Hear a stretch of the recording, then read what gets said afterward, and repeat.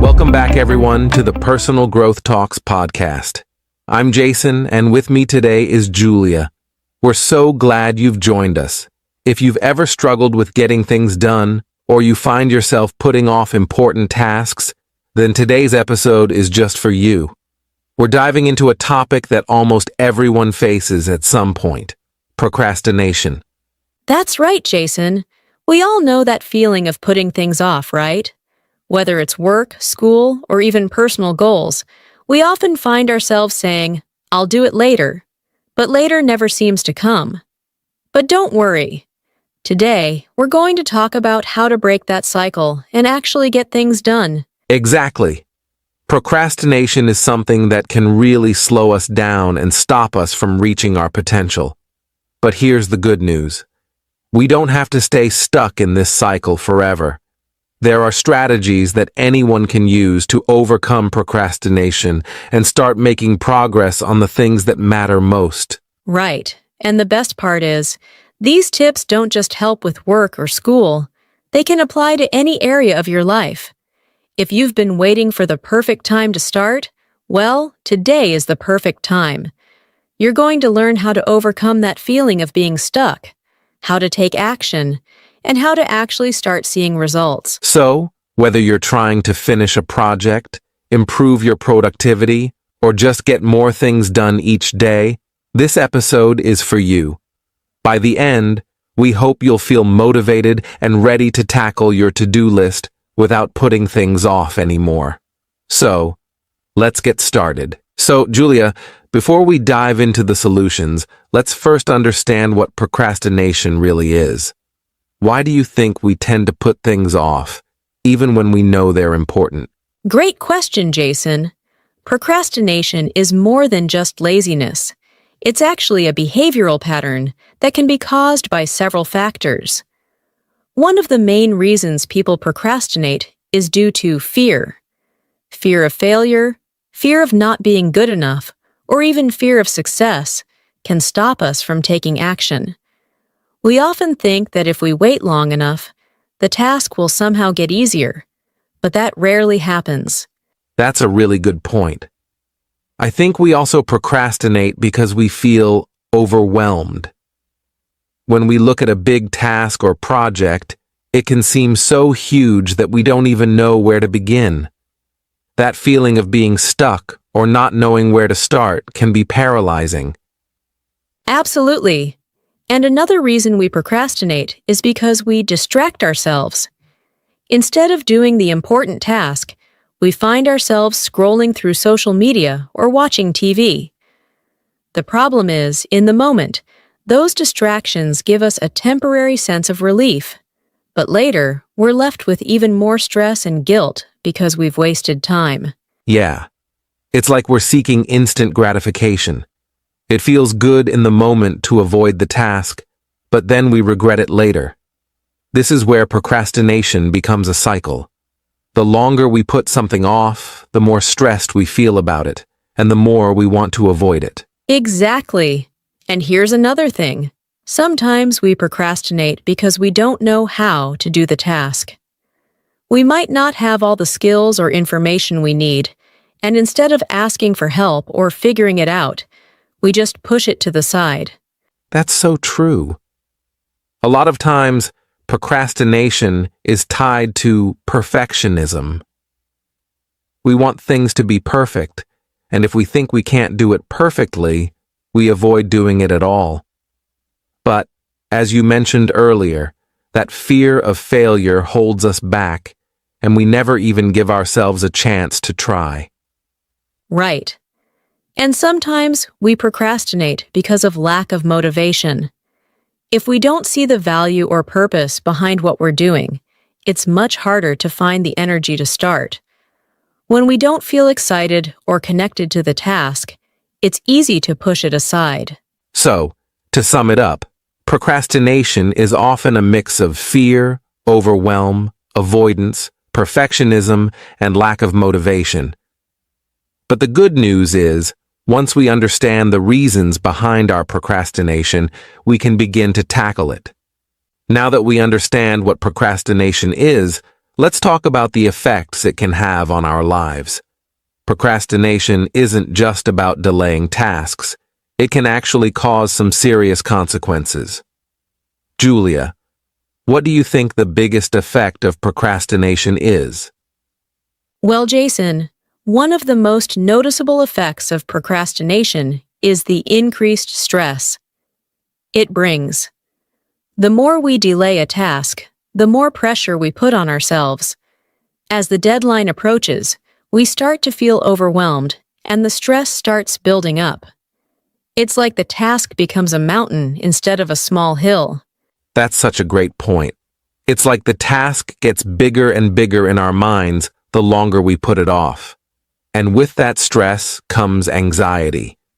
You know, the constant worry of, I haven't done this yet. What if I don't finish in time? It really starts to take a toll on our mental health. Absolutely. And then there's the guilt. We feel guilty because we know we could have started earlier, but we didn't. And that guilt only adds to the anxiety and stress. It's like a snowball effect. The longer we avoid it, the worse it feels, and the more we want to avoid it even more. Yes, and it's not just about the immediate task we're avoiding. Procrastination also affects our self-confidence. When we repeatedly avoid things, we start to believe that we're not capable of getting things done. It can make us doubt our abilities and leave us feeling less competent. That's right. And, procrastination can also hurt our relationships. For example, if we keep putting off helping a friend or family member with something important, it can lead to frustration and disappointment on their end. We may even let people down without realizing it. Exactly. And here's another big effect: lower quality of work. When we procrastinate, we're often rushing to finish things last minute, and that's never a good situation. The quality of our work decreases, and we may end up doing just enough to get by rather than doing our best. That's something I've definitely experienced. And Jason, procrastination can also affect our long-term growth. If we keep putting off important things, like learning new skills or taking action toward our goals, we end up stuck in the same place. We can miss out on opportunities for personal or professional development. Yes, and when you think about it, procrastination creates a cycle of avoidance and regret. The more we avoid tasks, the more we regret not taking action earlier, and then the cycle continues. So, procrastination doesn't just delay tasks. It affects our mental health, relationships, work quality, and personal growth. But the good news is, now that we understand these effects, we can take steps to break free from it.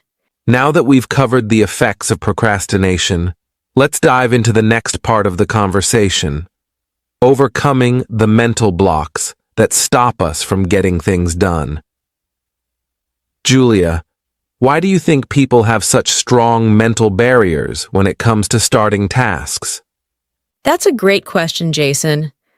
I think one of the biggest mental blocks is the fear of failure. When we start something new, especially something important, there's always that worry in the back of our minds. What if I don't succeed? This fear can be so overwhelming that it actually prevents us from taking action in the first place. Oh, absolutely.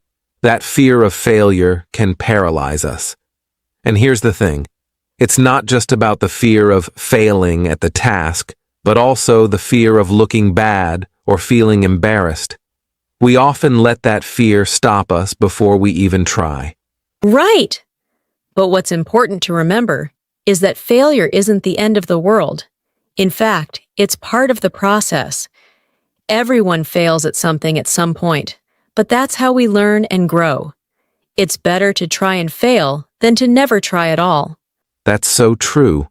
And another mental block people face is perfectionism. We tell ourselves, I need to get this exactly right. And if it doesn't look perfect in our minds, we avoid starting it. But the reality is, nothing is ever perfect, and waiting for perfection often just leads to more procrastination. I've been there too. We put off starting because we feel like the conditions aren't perfect, or we don't have all the tools we need. But perfectionism really just keeps us stuck. Sometimes we need to remind ourselves that done is better than perfect. Exactly.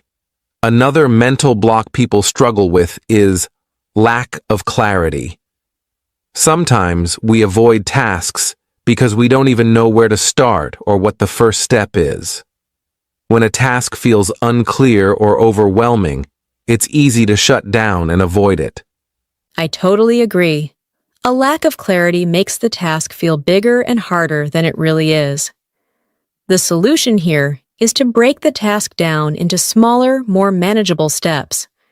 When we can see a clear path, it becomes easier to take that first step. That's a great tip. And speaking of taking that first step, indecision can be another mental block. We often waste time trying to decide the best way to approach something instead of just starting. Waiting for the perfect plan can keep us from making any progress at all. Yes, that's the paralysis by analysis trap. We overthink, we plan, and we keep second-guessing ourselves. But the truth is, taking action, even if it's not perfect, is the key to breaking through this block. It's about making decisions and moving forward, not waiting for the perfect answer. Another important mental block is self-doubt. We often think, am I good enough to do this? Or what if I can't do it?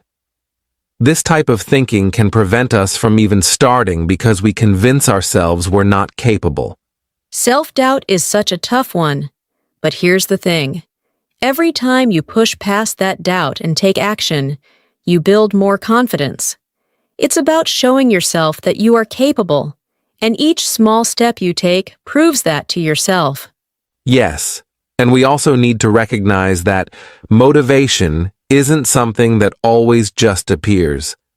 A lot of people wait for motivation to hit before they start, but motivation often follows action.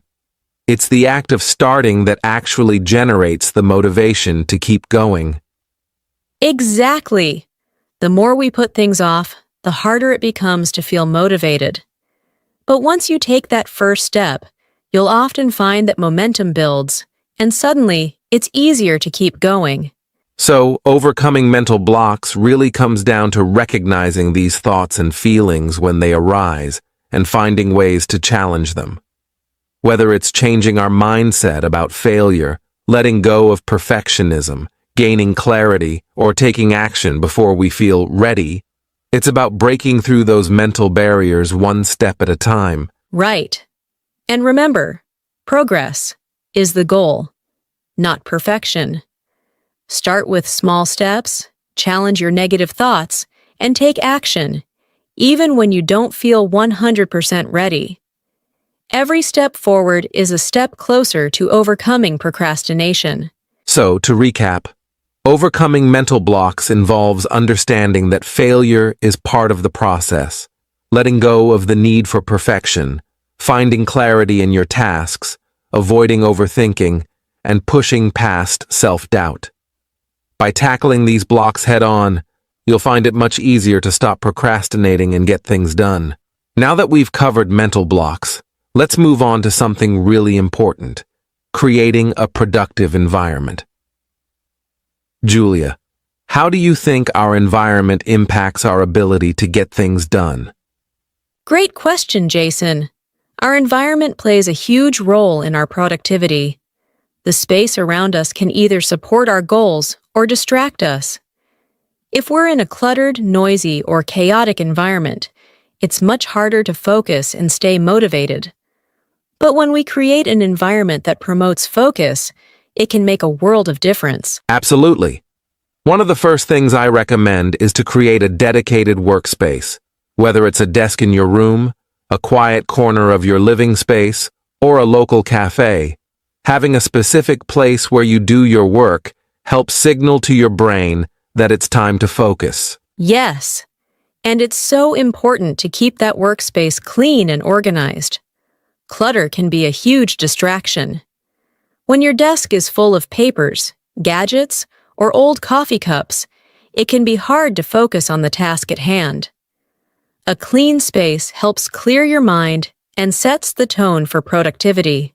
That's so true. Another thing to consider is minimizing distractions. For many of us, our phones are one of the biggest sources of distraction. Turning off notifications or putting your phone in another room while you work can really help you stay focused. I completely agree. It's amazing how easy it is to get sucked into checking social media or responding to messages. But when we remove those distractions, we're able to give our full attention to the task at hand. A focused mind is a productive mind. Another aspect of creating a productive environment is setting the right mood. For some people, listening to instrumental music or nature sounds can help them concentrate. For others, silence is key. It's all about finding what works best for you and setting the mood to get into a productive flow. That's right. And let's not forget about lighting. The right lighting can have a huge effect on how focused we feel. Bright, natural light helps keep you alert and awake, while dim lighting can make you feel sleepy or distracted.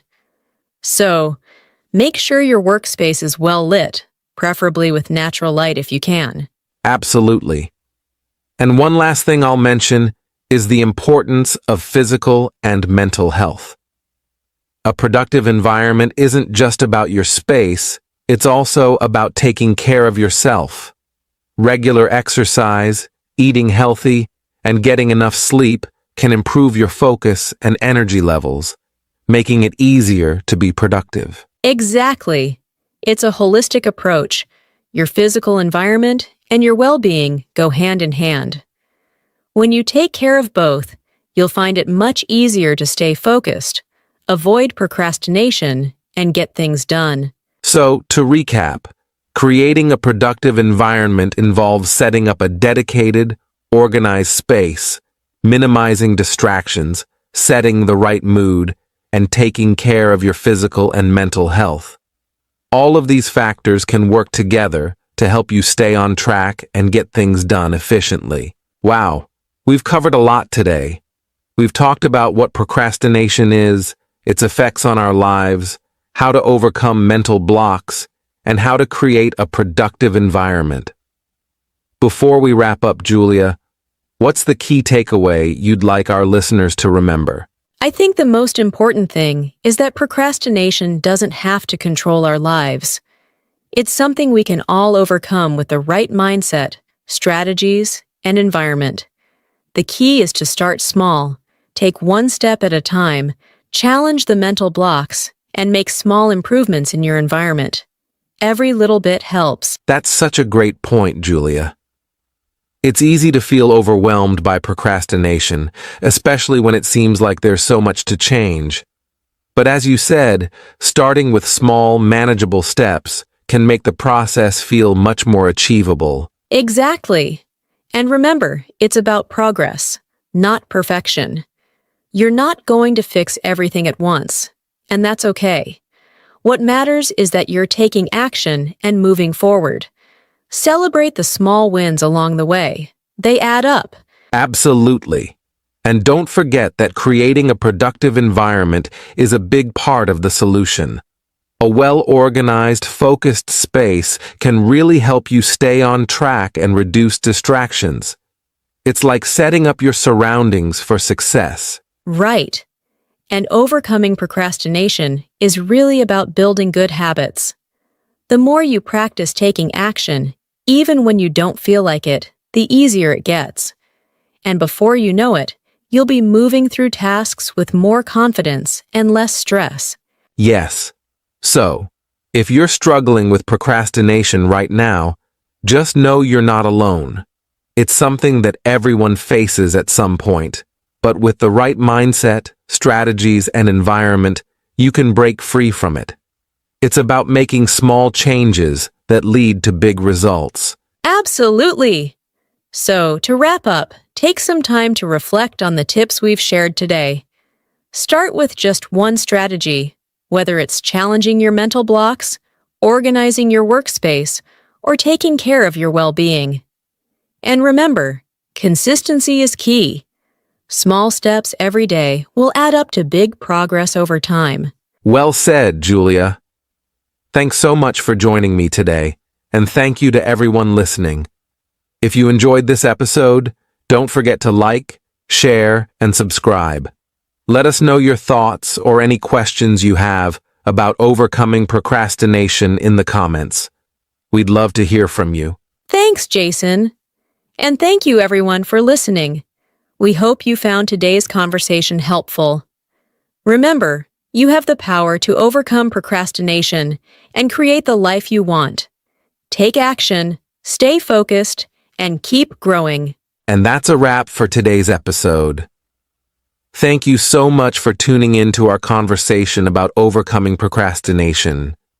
We hope you found these tips and insights helpful in taking that first step toward getting things done. It was great talking about how we can all break through procrastination and create the momentum we need to succeed. Remember, it's all about small changes, consistency, and making progress one step at a time. Absolutely. If you enjoyed today's episode, don't forget to subscribe to the Personal Growth Talks podcast so you never miss an episode. And if you found this helpful, share it with your friends and family. They might need a little motivation too. We'd love to hear from you.